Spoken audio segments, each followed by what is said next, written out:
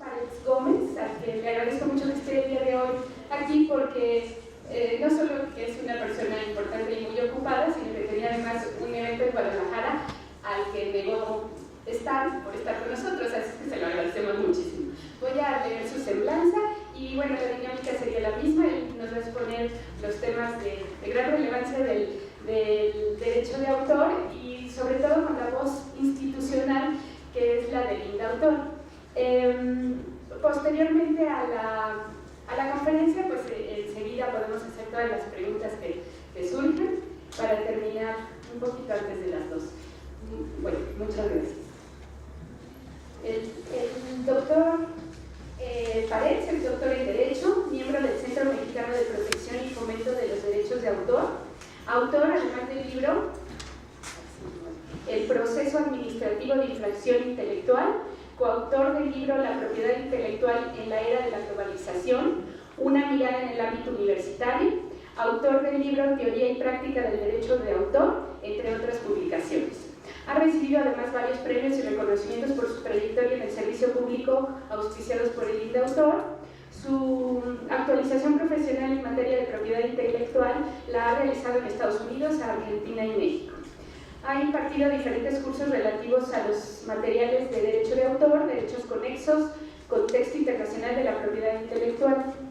En la Universidad Autónoma de Baja California, Universidad Juárez Autónoma de Tabasco, Universidad Autónoma de Querétaro, Universidad del Valle de México, en la Autónoma de Aguascalientes, para el Gobierno de Coahuila, en la Universidad de Sonora, en la Cámara de la Industria Editorial Mexicana, para la Barra Nacional de Abogados, para la Unidad Especializada en Investigación de Delitos contra los Derechos de Autor y la Propiedad Industrial, en la Casa de Cultura Jurídica de Yucatán, entre otros. Fue coordinador departamental de resoluciones de infracciones en materia de comercio del Instituto Mexicano de la Propiedad Industrial, es miembro del Instituto Interamericano de Derecho de Autor, es docente universitario de estudios de posgrado en materia de propiedad intelectual en la Universidad Panamericana, en el Instituto Nacional de Desarrollo Jurídico, en el Instituto de Propiedad Intelectual y Derecho de la Competencia, es investigador y director del Registro Público del Derecho de Autor del Instituto Nacional del Derecho de Autor. Bueno, muchas gracias. Nos va a compartir la conferencia Derecho de Autor y Buenas Prácticas y Medicina. Adelante. Muy buenas tardes a todos, bienvenidos a este curso, a este evento. Vamos a hablar de manera general de derechos de autor. Tuve un pequeño inconveniente que traía unos casos prácticos y se quedaron en el otro coche y eso me molestó mucho porque tanta corredera algo puede fallar, pero bueno. Vamos a hablar de derechos de autor. Si hablamos de derechos de autor, lo primero que tenemos que decir que es un autor. Toda la materia autoral se rige por la Ley Federal del Derecho de Autor. De manera que cada vez que diga ley, voy a estar citando la Ley Federal del Derecho de Autor, que es la norma en nuestro país que rige la materia autoral. Autor, dice la ley, es toda persona física que ha creado una obra literaria o artística en todas sus manifestaciones. De manera que en nuestro sistema jurídico mexicano solo puede ser autor la persona física, el ser humano. Solo se reconoce la creación al ser humano, a la persona física. Las personas morales, las instituciones educativas, las instituciones de gobierno, etc., pueden ser titulares de los derechos de explotación de las obras, que es distinto en nuestro sistema jurídico. En el conocido sistema anglosajón o copyright,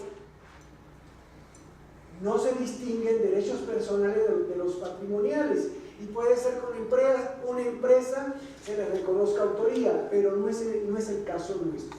Afortunadamente hay derechos que tienen que ver con la persona del creador y hay derechos que tienen que ver con la explotación de la obra. Punto número 2. Si tenemos un autor, debemos de tener una definición de obra. Obra, la ley la define como toda creación original susceptible de ser divulgada o reproducida de cualquier forma o por cualquier medio. De manera que si alcanzaron a copiar el concepto, se van a dar cuenta que el Centro de Protección en Derechos de Autor está basado en el criterio de originalidad. En materia de patentes, habrán hablado de novedad y de aplicación industrial que no se encuentra en el estado de la técnica.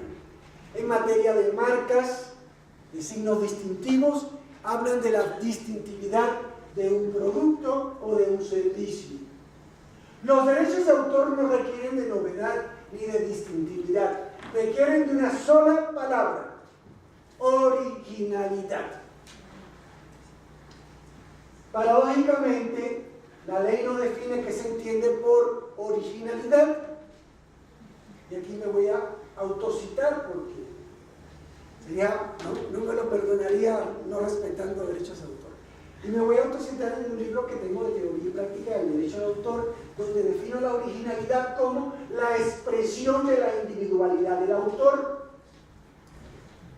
el reflejo de su personalidad, de su estilo propio, de su individualidad.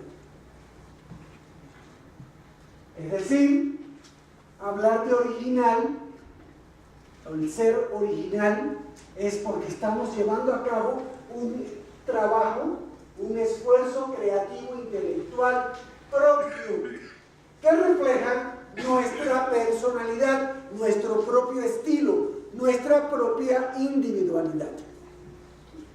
En el glosario de la Organización Mundial de la Propiedad Intelectual se define la originalidad como todo aquello que no es copiado parcial o totalmente en lo sustancial. Todo aquello que no es copiado parcial o totalmente en lo sustancial. Por lo tanto, cuando copiamos de lo ajeno, no somos originales. Y esto no tiene nada que ver con el derecho de cita que me voy a referir posteriormente. Copiar, me refiero a atribuirnos algo ajeno que no nos corresponde. Ese es el centro de protección en la materia, el criterio de originalidad como expresión de la individualidad del autor.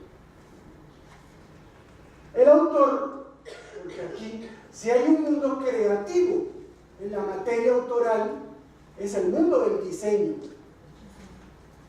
Y que no les quepa la menor duda. En el mundo del diseño es puro derecho de autor.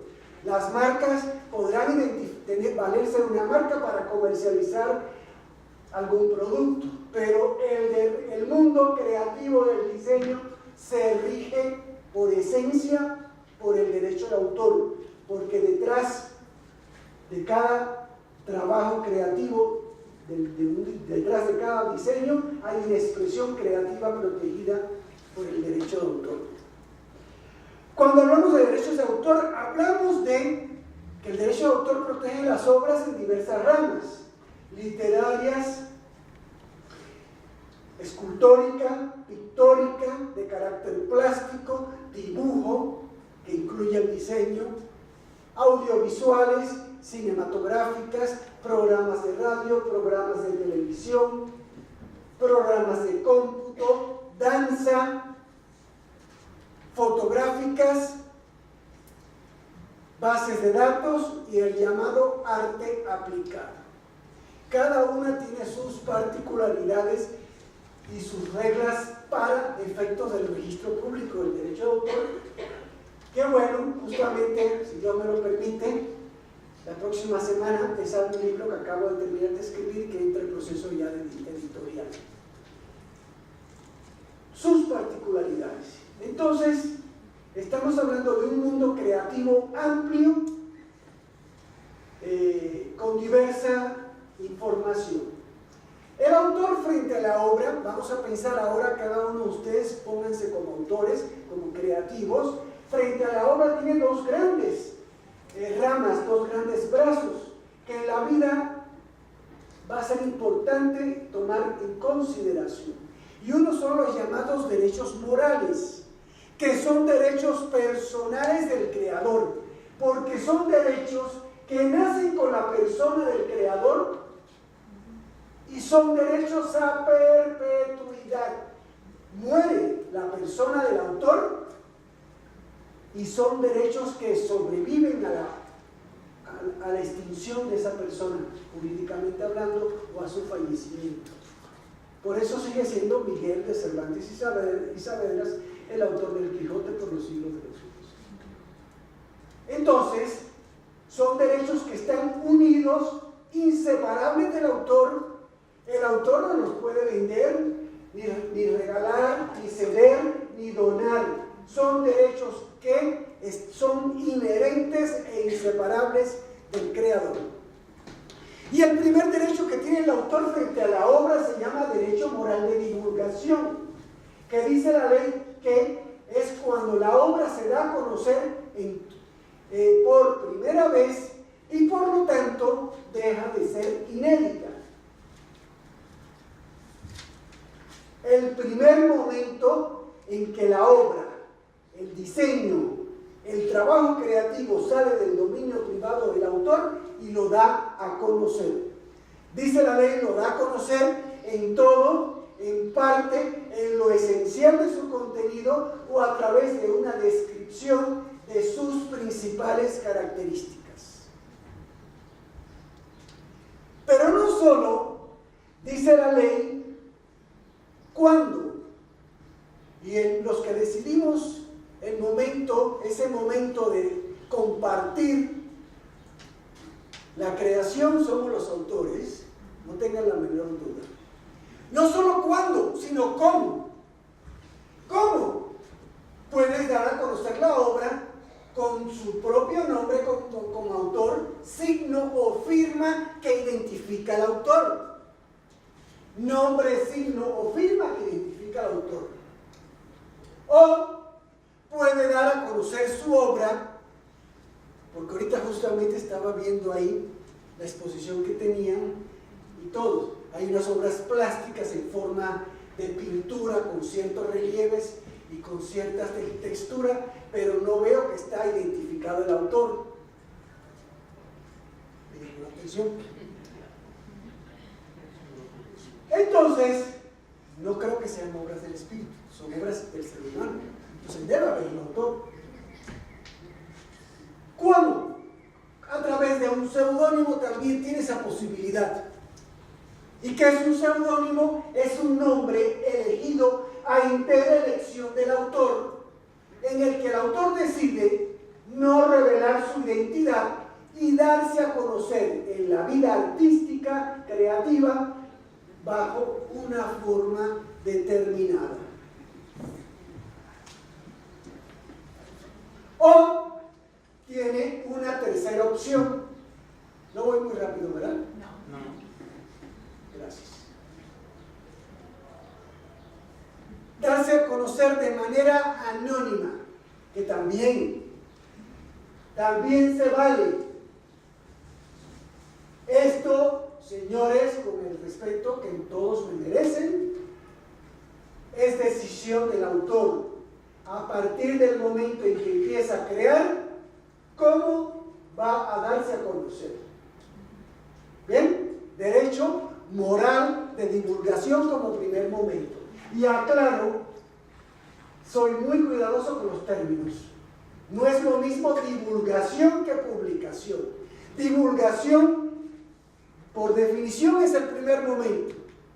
Publicación es la reproducción de la obra en medios electrónicos o físicos que permitan, dice la ley, al lector conocerla visual, táctil o auditivamente. Por lo tanto, si ahorita los invito a la presentación de ese libro que está ahí, lo pusieron en la mesita de ahorita, es un acto de publicación porque ya está más que divulgado. ¿Bien? Segundo derecho moral del autor. es el derecho moral de paternidad, que es hermoso. Y el que ama la creación, o tiene que orgullecerse de tener este derecho, que significa la facultad de exigir el reconocimiento de nuestra calidad de creador. Es el hecho de asociar una obra con una persona. En otras palabras, significa, como se conoce coloquialmente, el derecho al crédito. Existe la obligación para el autor, en el entorno físico o en el entorno digital, otorgar el crédito correspondiente. Solo, y cada idea que diga, se las digo de manera muy responsable. No me gusta aventar una idea por llenar un espacio de tiempo. Téngalo por seguro que respondo de cada idea y cada concepto. Y les digo esto porque hasta donde yo conozco, solo existen dos excepciones en la ley en las que se autoriza la omisión del crédito autoral. La primera, artículo 23 de la ley, para referencia: anuncios publicitarios y los de propaganda. Obviamente, atendiendo a la naturaleza del anuncio, es muy rápido. Si te pones a pasar crédito, se va el tiempo. La ley es tan sabia que claramente dice que la omisión del crédito no implica la desprotección del autor. El autor tiene todos sus derechos, lo que, atendiendo a la naturaleza del contenido, se omite, se autoriza omitirlo.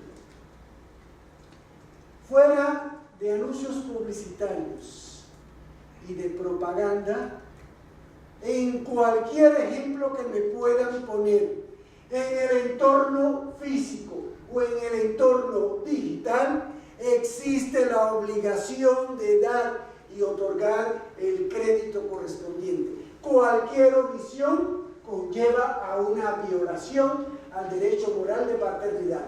Lamentablemente les traía un ejemplo de una obra publicada en una maestría de producción editorial que doy clase en la Autónoma del Estado de Morelos, y ese ejemplo sale de ahí, de una publicación de una escuela que tiene una brillante idea de publicar una obra, de resumir las carreras, las licenciaturas que tienen, con fines de que los chavos de la prepa de orientación vocacional, ay, quiero estudiar diseño, ¿y eso para qué me sirve? Miren, aquí están todas las materias, el perfil ocupacional que puede tener.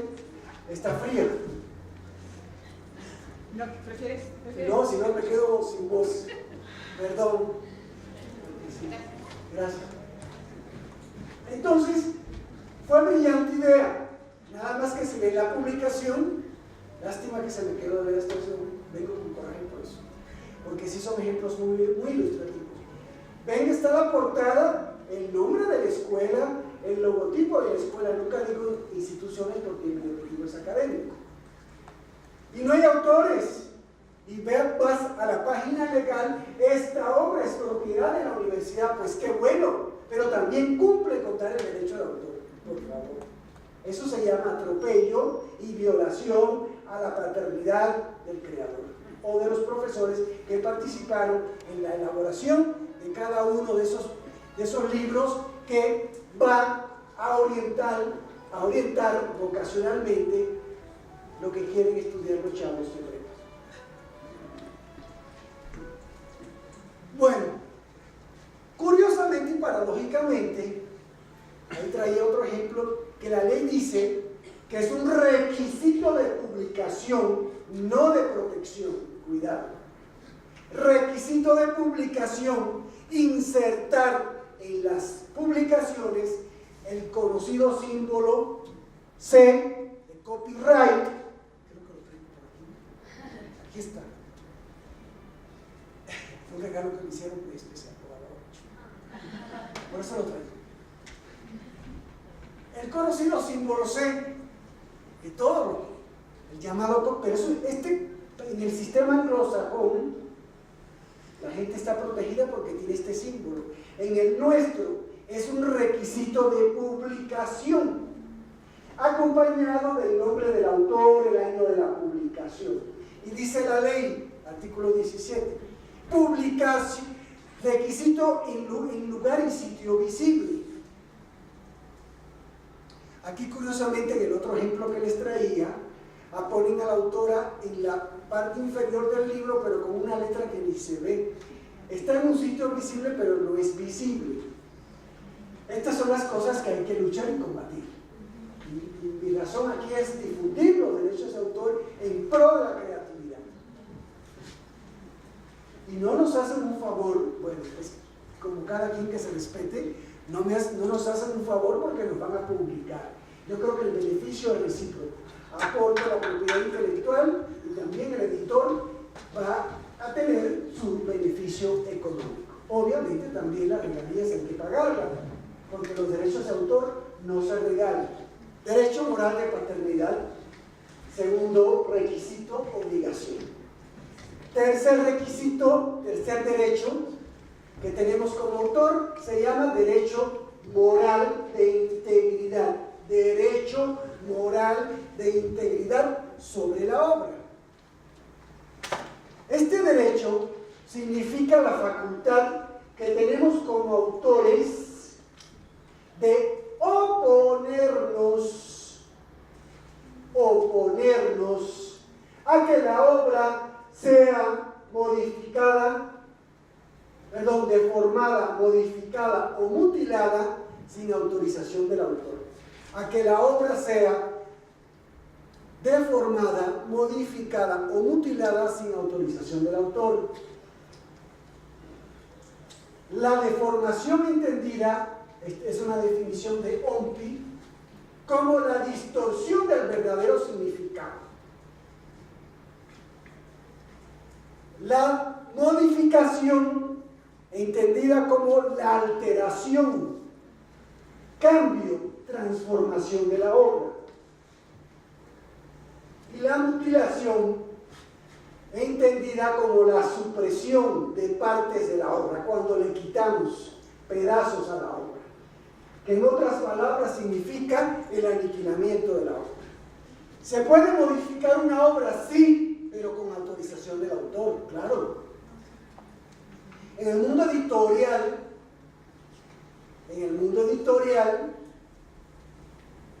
hay editoriales que quitan e invaden el fondo de un trabajo. Quitan, le cortan, le cambian. Eso viola el derecho del autor, salvo que el autor lo autorice. Y a veces la llamada corrección de estilo también va más allá del estilo y se mete al fondo y le cambian el sentido.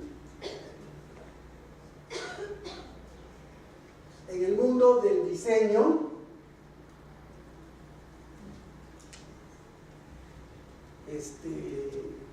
les puedo compartir ilustraciones y trabajos para fines publicitarios, porque el diseño también tiene lo deben de saber mejor que yo, está muy vinculado con la publicidad. Y justamente creo que este lunes que pasó acabo de dar una plática sobre diseño y publicidad. Y justamente en el mundo de la publicidad se quiere responder a determinados objetivos comerciales y también se cambia, se quita y se altera el trabajo creativo artístico desarrollado por el diseñador. Cuidado con todo eso. Se puede hacer, pero siempre la autorización del autor es importante. Al menos así lo prevé la ley. El derecho de integridad también significa la facultad de exigir el respeto de la obra. Porque el legislador quiso que la obra se respete, se explote, se dé a conocer de la forma que la concibió el autor. Y cualquier cambio se puede hacer, pero es importante la autorización del autor. Aquí también el derecho de integridad tiene que ver un poco con las conductas de plagio. Y esto es muy complejo, señores, también les traía un caso de plagio muy representativo. Y también a través del vínculo con diseñadores. Una cosa es, y esto lo acabo también ahorita de escribir, una cosa es la inspiración que desarrolla el artista y otra cosa es copiar. Porque he tenido que ver, cuando estuve en el Instituto Mexicano de la Propiedad Industrial, resolver controversias de esta naturaleza. Inspirarse es parte de lo normal de un ser humano creativo. Y otra cosa es copiar. Y hay que delimitar un punto, una ilustración, un diseño que me estás presentando, que tanto es original, aunque esté inspirado en otro, o que tanto es una copia. Porque curiosamente, es mucha información que el tiempo es muy corto, en derechos de autor se protegen las obras primigenias y las obras derivadas. Obras primigenias, dice la ley, nacen de origen. Ahorita se ponen a hacer, el otro día fue a la oficina alguien que estaba muy emocionado con su registro y me hizo una caricatura ahí al momento. Es una obra que nació de origen. Las obras derivadas nacen de obras preexistentes, como las antologías, las adaptaciones, las versiones, las compilaciones, las paráfrasis, las traducciones. Cualquier transformación de la obra que tome como punto de partida una o varias obras existentes. Pero lo importante que el nuevo trabajo creativo refleje originalidad. ¿Se explicó? Es complejo. ¿Qué pasó? No, que la obra derivada no la entiendo. Y si es un punto que el diseño es muy importante, ¿hasta dónde la originalidad en una fotografía, al cambiar colores y poner algún gráfico más, puede ser obra derivada o no? Y es algo que nos preguntan mucho. Muy bien. Muy bien. Retomemos el concepto. Obra derivada resulta de la transformación de una o varias obras primigenias.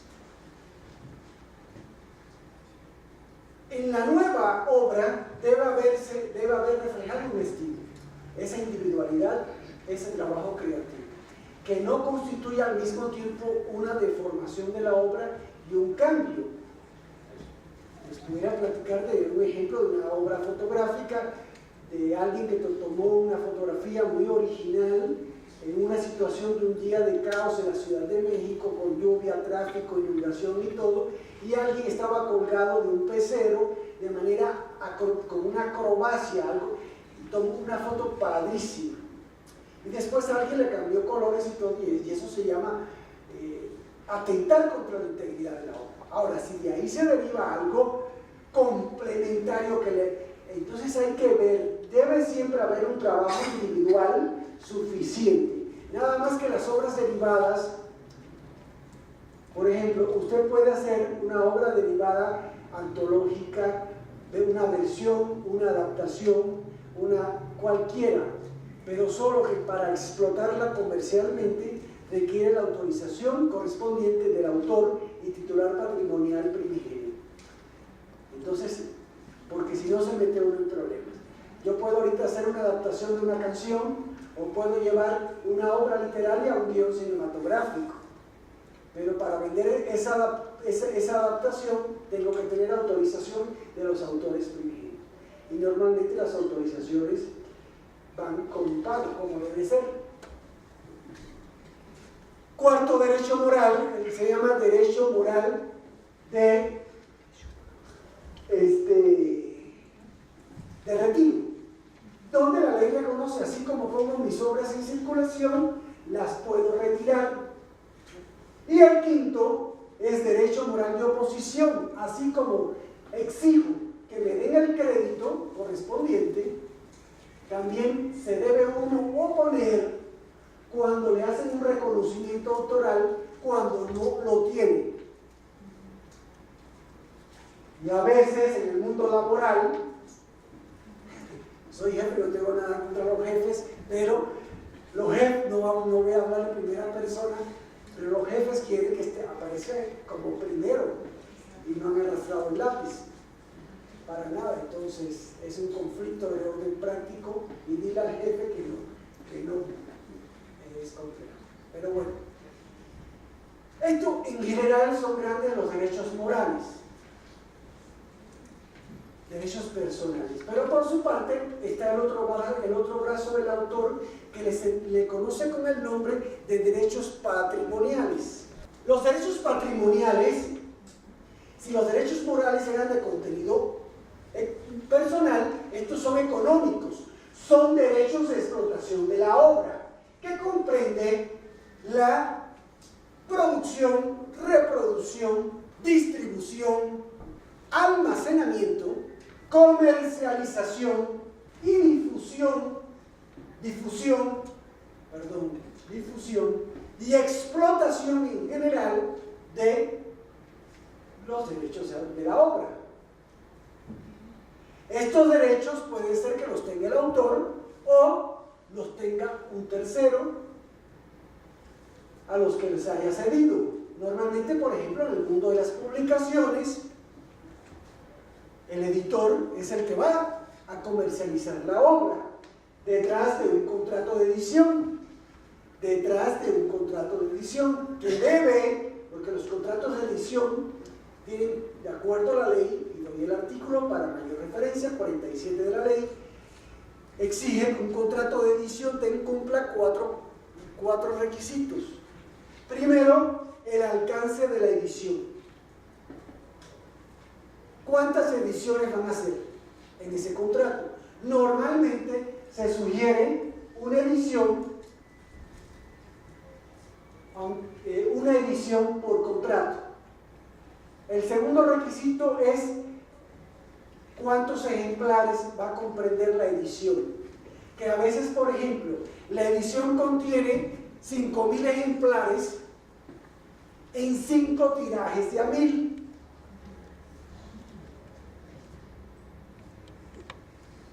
Estudié Derecho porque no me gustan las matemáticas y trato de poner un ejemplo que no sea muy laborioso para mí. Entonces, 5.000 a través de 5 tirajes de a 1.000. Se agota el primer tiraje, vamos al segundo. No es edición, no es nueva edición, es reimpresión. La reimpresión está dentro del mismo contrato de edición. Tercer requisito del contrato de edición: si el contrato de edición, esto es importante, se celebra en exclusiva o no exclusiva. Es decir, si la obra solo ya está comprometida exclusivamente para el editor, o la puedes ofrecer a la competencia. Normalmente es en exclusiva. Y el cuarto requisito obligatorio, la remuneración. Contrato de edición gratuito porque sientan que le van a hacer el favor de publicárselo, es nulo. Es nulo. Y lo saben los editores. Represento, por favor, también a la industria editorial, por favor. Entonces, estoy diciendo las cosas con toda la seriedad. Y lo saben los editores. Que en la práctica hayan cuestiones que no deben ser, y es otra cosa. Bueno, hay editores que pagan con libros. A mí no me gusta, porque yo cuando voy al súper no puedo pagar con libros. Entonces a mí me pagas mis regalías con dinero. Pero bueno, hay quien se da por pagado con libros. ¿Por qué? Porque la ley exige una remuneración en especie o en dinero. ¿Por qué? Porque el editor tiene la responsabilidad de, por su parte, editar la obra, imprimirla, comercializarla, distribuirla y cumpliendo con las regalías correspondientes. En ese sentido, cuando hacemos una ilustración, un diseño, también en el mundo laboral, alguien se los va a comprar, son contratados para diseñar una campaña publicitaria para comercializar un producto determinado. Aquí hay dos figuras importantes que deben conocer. Normalmente en la vida profesional se utiliza la conocida obra por encargo. Y les doy el artículo por si lo quieren consultar. 83 de la ley. La obra por encargo, dice la ley que salvo pacto en contrario, si no se acuerda de otra forma, dice, el que comisiona la producción de una obra o la produzca con la colaboración remunerada de otra, le corresponderá las facultades patrimoniales, así como decidirá sobre la divulgación, integridad y de colección. ¿Qué quiere decir esto? Punto número 1. En la obra por encargo, la empresa los contrata a ustedes que no tienen vínculo laboral. Es como una prestación de un servicio, pero es un servicio que se rige por reglas de derechos de autor, que es una obra a futuro. Entonces, lo comisionan a ustedes como autores para la producción de una obra que va a ser el diseño con determinadas características para proporcionar tal producto, y de ahí ustedes tienen que ir generando las ideas cómo van a llevar a cabo el trabajo creativo. Y a cambio de eso se entrega y se les paga a ustedes. Punto número 1. Aunque le paguen en euro, que mira que está caro, siempre tendrán la obligación de reconocer el crédito autoral a favor de ustedes como creativos. 2. Obviamente, los derechos de explotación de lo encargado va a ser a favor del que está pagando.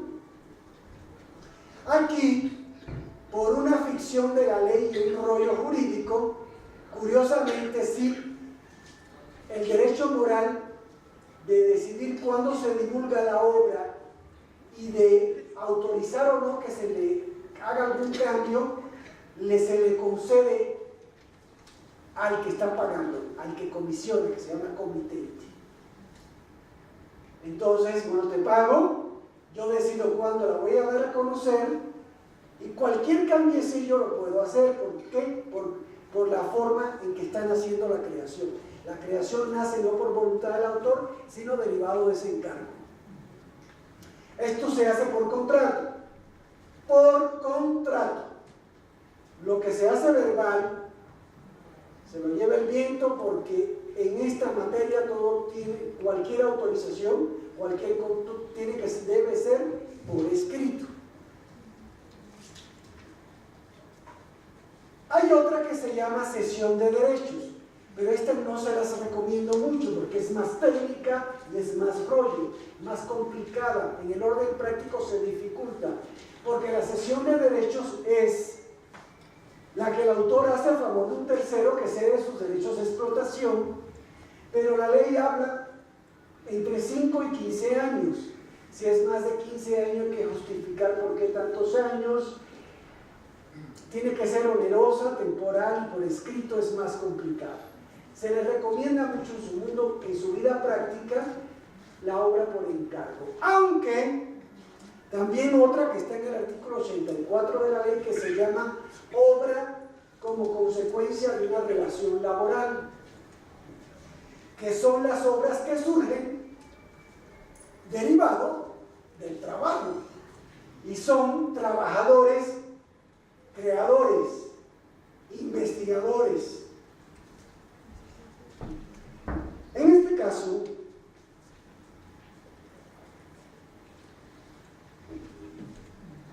en este caso, dice la ley, debe haber contrato individual de trabajo.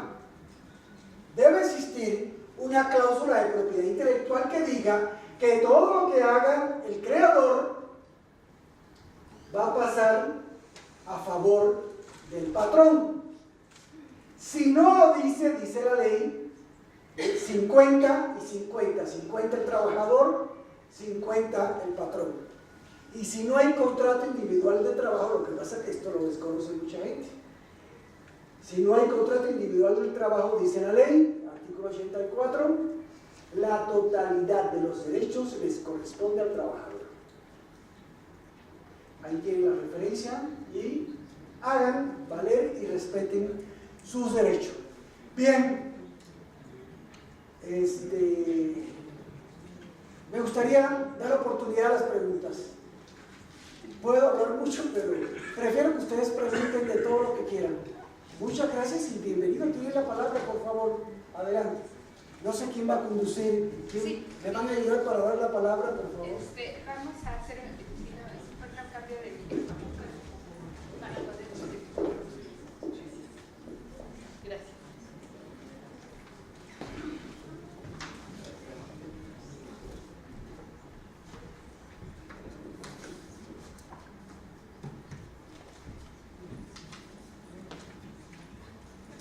Gracias. ¿Qué tan válido es para realizar una antología, una compilación utilizando obra de terceros? ¿Hasta dónde me permite la ley poderla tomar, dándole sus derechos morales?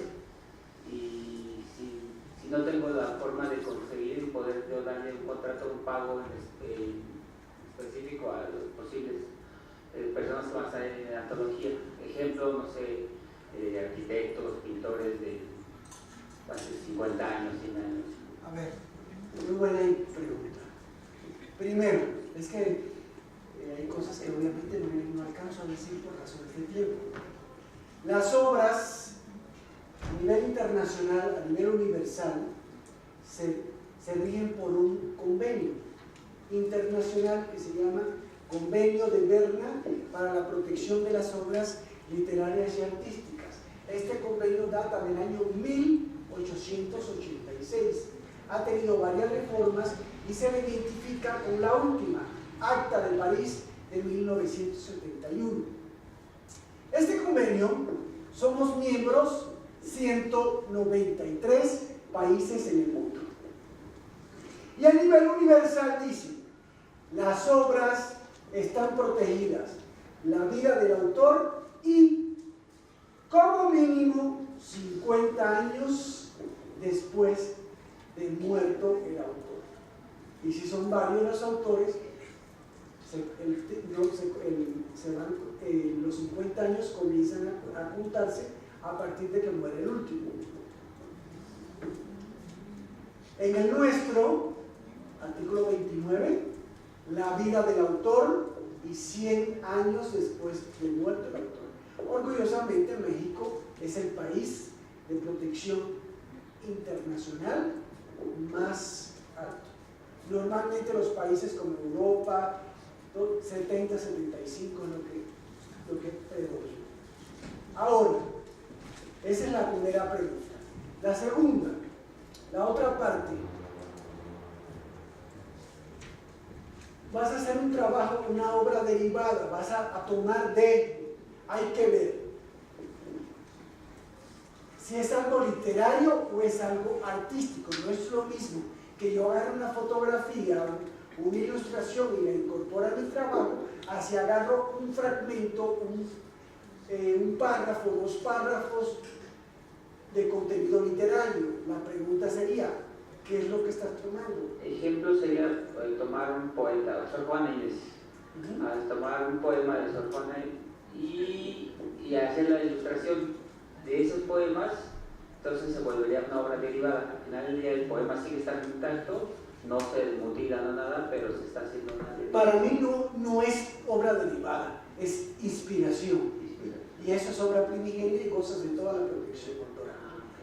Yo puedo, ¿vale? Pero, por ejemplo, entonces, ¿cómo el derecho que se le da a Sor Juana a decir que... Bueno, yo lo justo aquí, inspirada en la obra de, inspirada, pero no es transformada la obra de. Y si toma Octavio Paz, por ejemplo, que es... Ya, no, es un ejemplo. Quieren ligas mayores también. Pero si te inspiras una cosa, pero si copias es otra. Cuando copias, porque puedo copiar fragmentos y partes de una obra de Octavio Paz, ¿por qué no? Nada más que hay algo que se llama derecho de cita. Y citar. Pero el derecho de cita tiene sus reglas. ¿Cuánto puedo copiar de una obra e incorporar a la mía? Punto número 1, no hay un porcentaje. Porque ahí ¿sabe cuántos porcentajes la gente? No, que la ley establece el 40%. ¿De dónde, señor? No hay porcentaje. Ahí les va. Les voy a decir lo que dice la ley.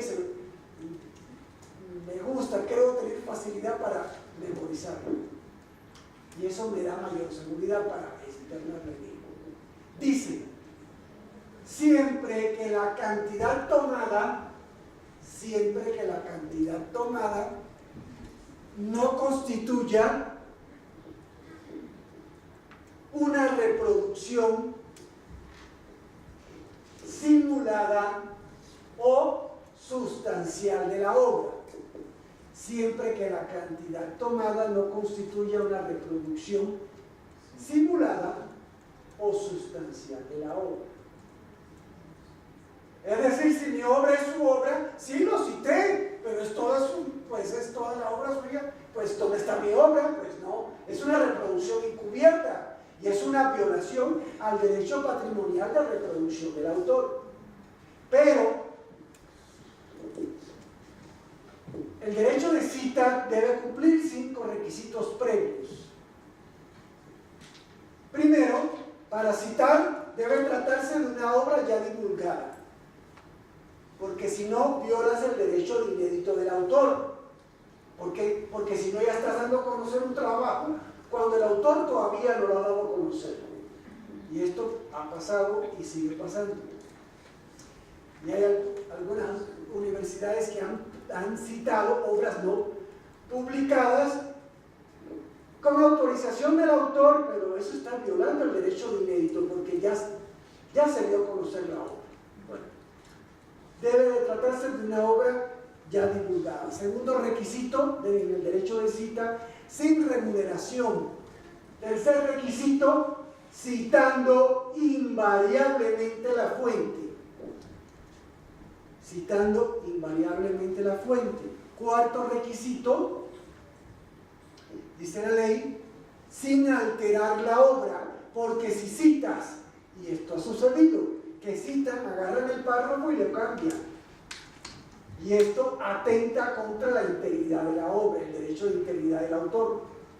Cosa distinta al parafraseo, que el parafraseo, como el profesor tal, cuando se refiere a tal tema, asume la postura tal. Hay que tener mucho cuidado en parafrasear o en distorsionar una obra de un tercero. Son cosas distintas. Por eso la cita debe ser textual. Y el quinto requisito, dice la ley, sin afectar la normal explotación de la obra, que el autor no se vea afectado en la explotación de su obra. Siendo así, se puede citar. Y puede ser un trabajo, mientras más cita, más rico. Ahora, cosa distinta cuando yo quiero copiar y tomar una fotografía e incorporarla. Ahí ya no es cita, es reproducción, que la reproducción en principio requiere autorización del autor. Salvo que efectivamente se cumplan estos 5 requisitos. Ya divulgado, sin remuneración, citando invariablemente la fuente, sin alterar el contenido de lo que tomaste y sin afectar la normal explotación de la obra, que como consecuencia de esa fotografía que vas a incorporar, el autor no se afecte en la explotación, que no creo que se afecte. Entonces, están estas reglas.